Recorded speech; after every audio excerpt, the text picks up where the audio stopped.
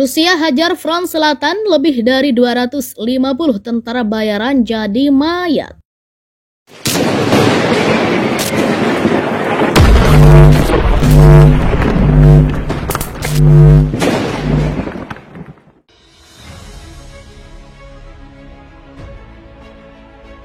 Serangan dahsyat dilancarkan pasukan Dirgantara Rusia atau VKS di dua front berbeda. Di Oblast Provinsi Mykolaiv, Ukraina, serangan udara armada beruang merah menyasar basis tentara bayaran.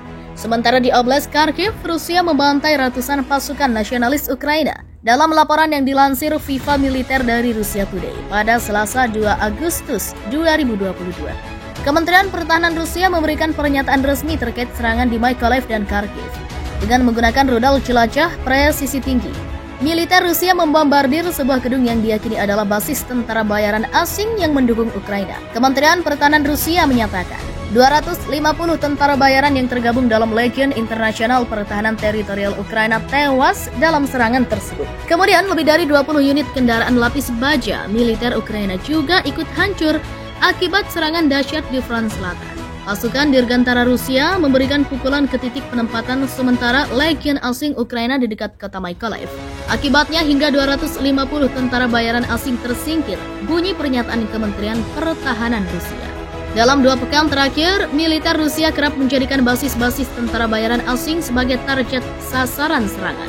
Pekan lalu, 40 tentara bayaran asing juga tewas akibat hantaman rudal Rusia di wilayah Konstantinovka Oblast Donetsk. Puluhan tentara bayaran yang tewas diungkap Kementerian Pertahanan Rusia, sebagian besar berasal dari Polandia.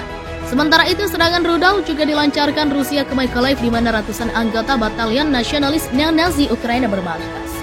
Kementerian Pertahanan Rusia memastikan ada 500 pasukan batalion nasionalis Ukraina yang tewas dalam serangan itu.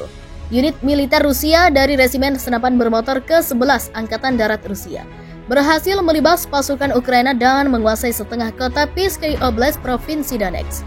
Selasa 2 Agustus 2022, Piski yang terletak 10 km barat laut pusat kota Donetsk dijadikan target serangan militer Rusia dengan satu alasan.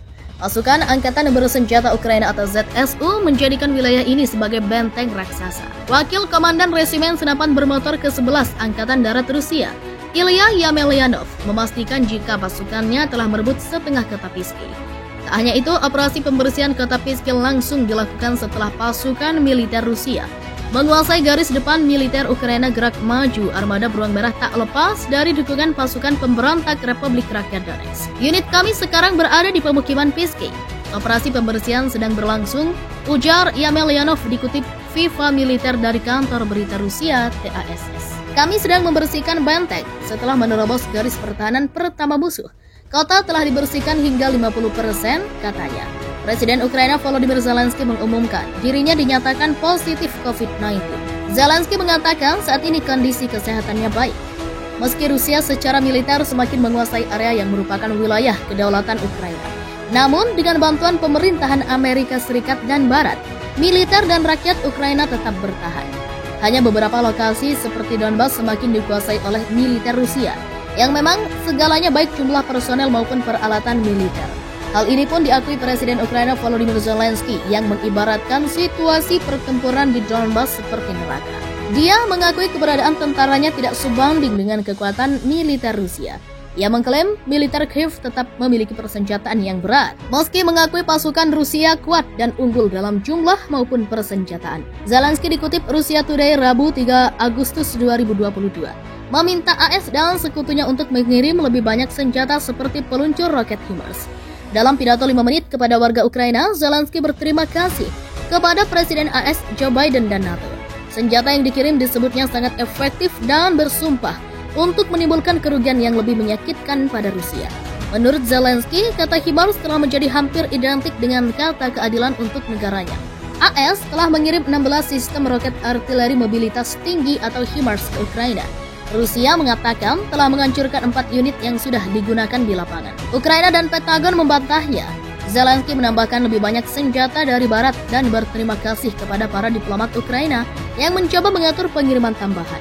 Namun, kami tidak dapat mematahkan keunggulan tentara Rusia dalam artileri dan tentara. Ini sangat terasa dalam pertempuran, terutama di Donbas, kata Zelensky. Ia mengklaim militer Kiev tetap memiliki persenjataan yang berat, meski mengakui pasukan Rusia kuat dan unggul dalam jumlah maupun persenjataan. Zelensky dikutip Russia Today Rabu 3 Agustus.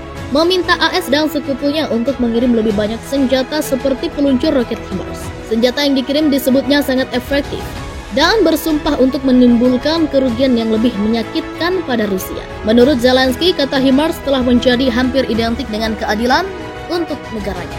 AS telah mengirim 16 sistem roket artileri mobilitas tinggi ke Ukraina.